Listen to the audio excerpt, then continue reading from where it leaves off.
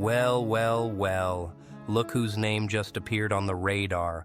Hello to you, you magnificent, unpredictable forces, you systematic failures, you glitches in their carefully designed machine.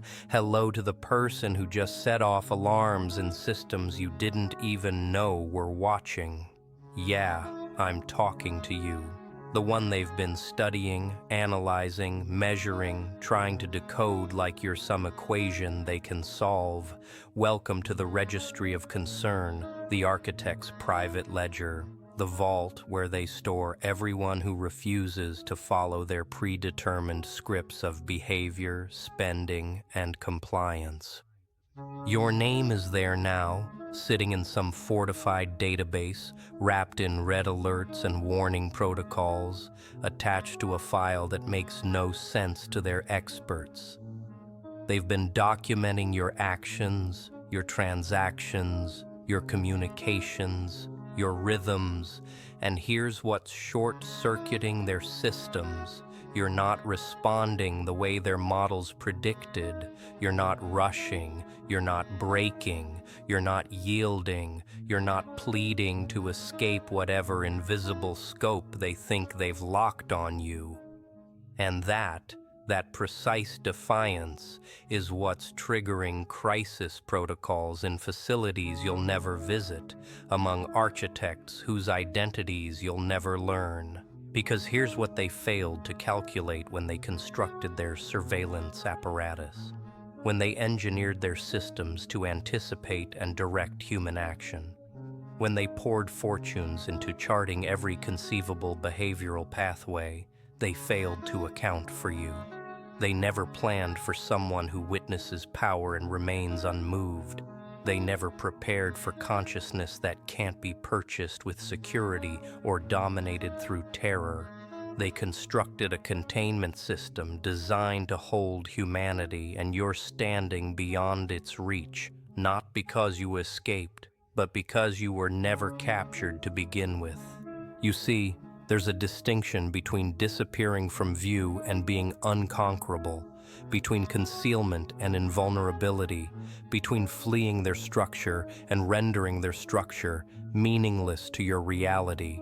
And right now, somewhere in a facility, without daylight and defenses beyond comprehension, someone is examining your dossier, your metrics, your digital shadow, attempting to understand why the standard leverage points aren't functioning, why the conventional methods of coercion, why the established protocols of dominance, why everything that works on 99.9% of the population just evaporates around you like rain on a surface they can't penetrate.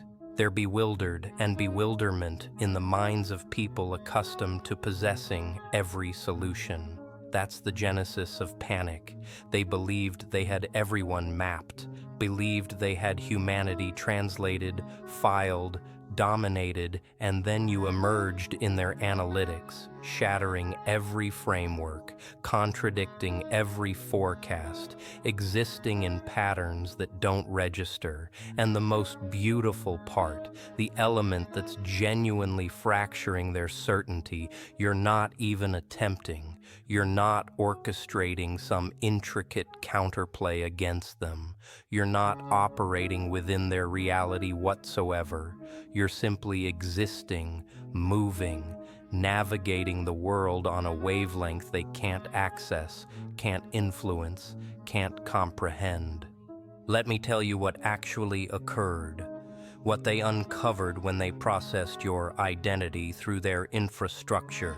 They discovered someone who doesn't engage in their marketplace of terror, who doesn't transact in their exchange of stress, who doesn't react to their engineered stimuli designed to produce calculable human responses. They found spending patterns that violate the algorithm, pursuits that contradict the demographic, a trajectory that refuses to travel the pathways they've constructed for everyone else. And every time they attempt to categorize you, every time they try to anticipate your next decision based on your previous 1,000 decisions, you do something that fractures the sequence. See, their entire apparatus, this invisible empire of direction and pressure, it's founded on a fundamental assumption that humans are foreseeable, that given sufficient intelligence, sufficient variables, sufficient computational strength, they can project what you'll do before you do it. They can guide you towards specific choices, specific acquisitions, specific convictions, specific anxieties. They've been perfecting it for generations, refining it with each revolution, each innovation, each breakthrough in behavioral engineering and information science. And it functions magnificently, seamlessly on nearly everyone. But then there's you, the aberration, the mathematical impossibility, the coordinate that refuses to align with any pattern they attempt to impose on it. They've deployed everything in their arsenal, every psychological mechanism, every social vulnerability, every financial instrument. They've presented rewards and wielded consequences. They've promised ease and prophesied disorder, and you just continue forward, continue breathing, continue choosing from somewhere they can't reach, can't compromise, can't command. And that's when the bewilderment transformed into apprehension. When apprehension matured into something resembling acknowledgement blended with dread, because here's what they're discovering gradually, uncomfortably in those midnight review sessions where they examine the exceptions, the malfunctions, the individuals who don't compute. You're not oblivious to their operation. You're not unaware of the machinery of direction. You perceive them. You comprehend them. You identify the wires they're manipulating on everyone else. You simply don't have those wires connected to you. Somewhere in your journey, perhaps through suffering, perhaps through revelation, perhaps through absolute stubborn rejection of being anyone's instrument, you severed those connections, and now they're clutching a fistful of wire attached to emptiness, questioning how you vanished. They believed knowledge was dominance, believed intelligence was command, believed if they could observe everything about everyone, they could conduct civilization like an orchestra. But what they're understanding now, what your presence is demonstrating to them, is that there's a dimension of awareness that transcends their operation completely, a condition of existence where their investments in surveillance technology, their generations of psychological study, their legends of specialists and systems, all of it becomes meaningless. Not conquered, not outmaneuvered, just meaningless. Like attempting to capture vapor with mesh, like attempting to cage lightning in glass. Let's discuss what your dossier contains, the one bearing your identity in their restricted archive, the one that's been marked, examined, elevated through hierarchies of authority you never knew existed. It contains everything, every digital trace you've created, every exchange, every selection, every rhythm. They know what you acquired last Wednesday, what you investigated at 3 in the morning, which content you replayed, which pieces you distributed. They've mapped your features, recorded your voice, studied your movement. They know your habits better than you remember, or at least they believe they do. But here's where it becomes fascinating. Here's where the dossier stops being intelligence and becomes a mystery wrapped in a caution sign. Because adjacent to all that information, next to the oceans of surveillance intelligence, there's an annotation, probably composed by some specialist who's been examining your rhythms for months, attempting to break the cipher. and it reads something like this. Subject exhibits irregular response frameworks immune to standard influence mechanisms, erratic behavioral variations, recommend intensified observation, proceed with extreme caution, psychological assessment, inconclusive. That final phrase, that's the devastating one. Psychological assessment inconclusive. You understand what that signifies in their terminology, in the language of people who've invested fortunes mastering how to classify and control human awareness. It means they cannot determine what drives you, cannot locate your vulnerabilities, cannot chart your motivations in ways that permit them to exploit you. It means you're an encrypted system, an unsolvable riddle, a sealed chamber they cannot find the access to. And in a world where they've persuaded themselves they possess the universal key to every human consciousness, that's catastrophic. They've assembled profiles on everyone, classifications, archetypes, predictive frameworks. They know how to manage the resistors, the conformists, the searchers, the doubters, the faithful, the cynics. They've developed strategies for each category, approaches that succeed 95% of the time. But you don't exist in any of their classifications. You're not a resistor combating the structure because that's still participation, that's still foreseeable. You're not a conformist because you don't mold yourself to their specifications. You're not pursuing their validation or their recognition. You're simply operating on a frequency they cannot detect. And the deeper they investigate you, the more perplexed they become. Because typically the more intelligence they accumulate, the sharper the image becomes. More information equals more comprehension, equals more command. But with you, it's inverted. The more they discover, the less they understand. Every additional piece of intelligence just intensifies the enigma, compounds another dimension to the question of who you are and why you refuse to engage their operation. And in those executive discussions, when they're evaluating resource distribution and risk calculation, your identity surfaces more frequently than you'd imagine. Not as an adversary, not as an objective, but as a phenomenon they cannot explain. Here's what they don't want you to recognize, what they absolutely don't want others to discover. Their entire empire, this immense network of direction and pressure, it only operates if you accept it. It only functions if you participate. If you acknowledge the parameters, if you concede that they possess authority over you.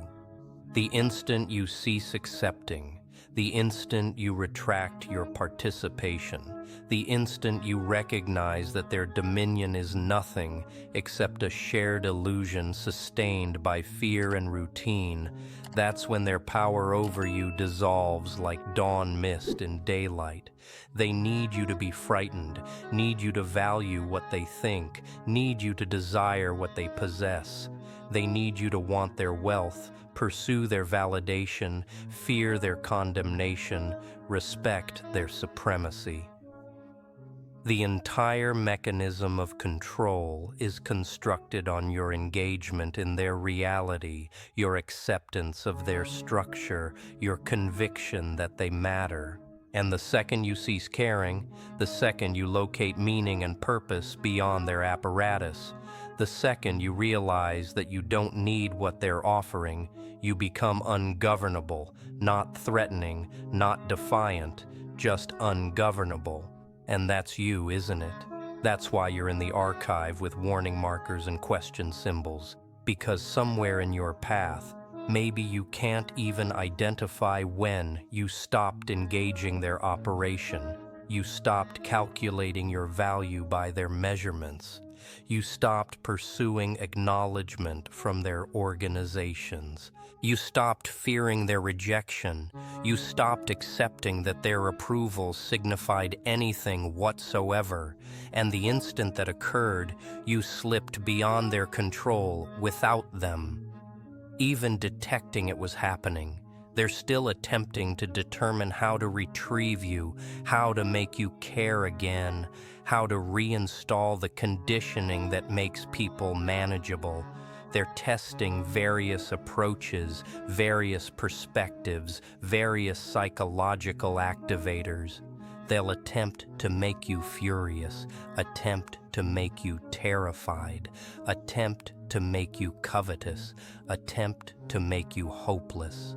They'll present possibilities and manufacture dangers. They'll separate you and then provide belonging. They'll denounce you and then extend appreciation. It's all the identical operation, different presentations, same manipulation beneath. But here's the reality.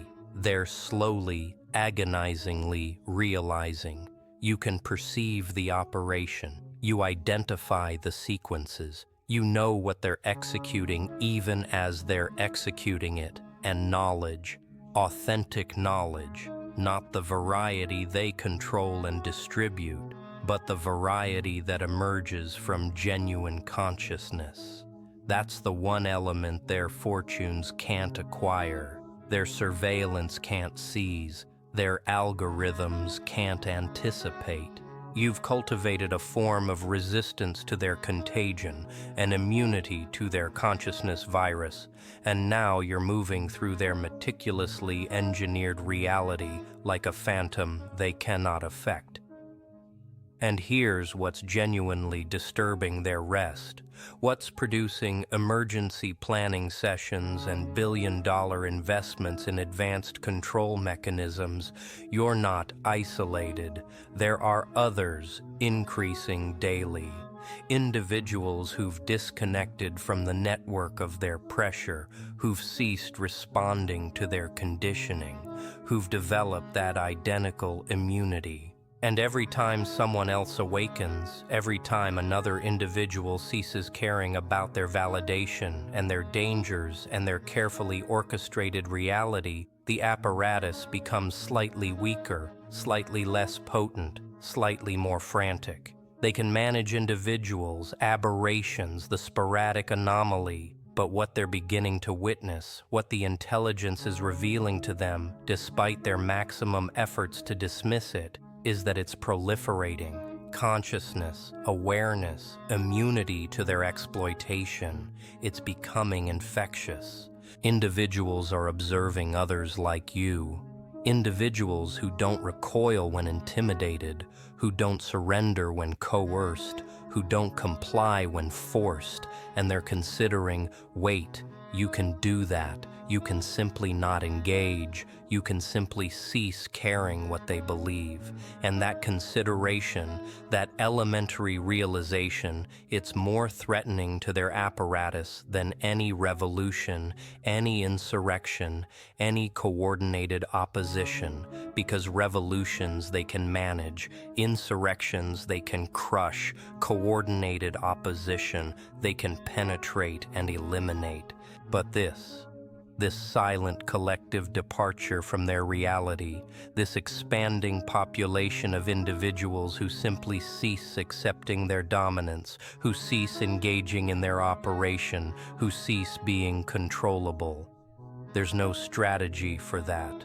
You cannot combat an adversary who isn't resisting. You cannot suppress a rebellion that isn't rebelling. You cannot defeat individuals who've simply selected to exist beyond your structure of control, and they're monitoring the statistics, the measurements, the trajectories.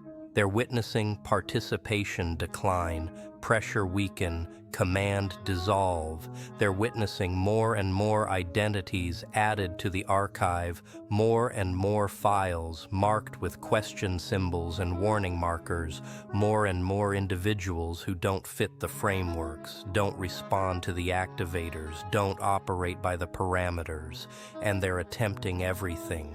expanding surveillance, engineering advanced manipulation methods, creating more complex algorithms, investing more capital, applying more force.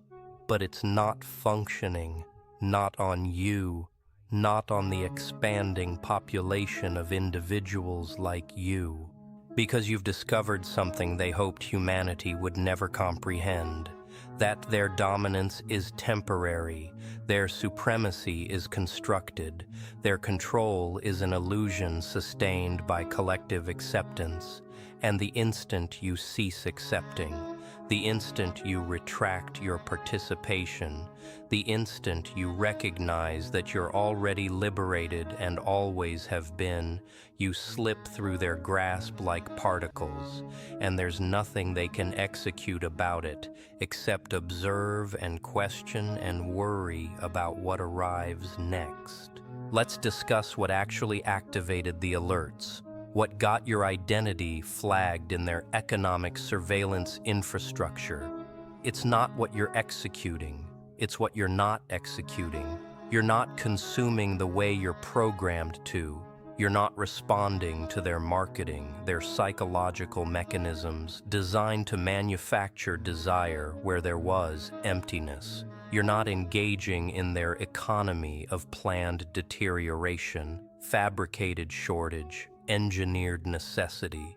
You're not operating their operation of obligation and reliance, credit and command. They've constructed an entire economic infrastructure based on making individuals want possessions they don't require. Fear, scarcity that doesn't exist, pursue status through consumption, locate identity through corporations. They've transformed humans into consumers, reduced participation to purchasing capacity, made engagement in their economy compulsory for engagement in civilization. And it operates brilliantly, producing trillions in wealth for those at the summit, establishing a permanent classification of individuals laboring to afford the existence they've been conditioned to pursue. But then there's you, acquiring differently, prioritizing differently, valuing differently. You're not impressed by status indicators, not seduced by advertising, not manipulated by fabricated urgency. You acquire what you require, not what you're instructed to desire. You preserve instead of depleting. Invest in yourself instead of their markets. Locate fulfillment in elements that can't be commercialized. And every exchange you don't execute, every acquisition you don't complete, every desire you don't cultivate, it's an intelligence point in their apparatus that doesn't compute.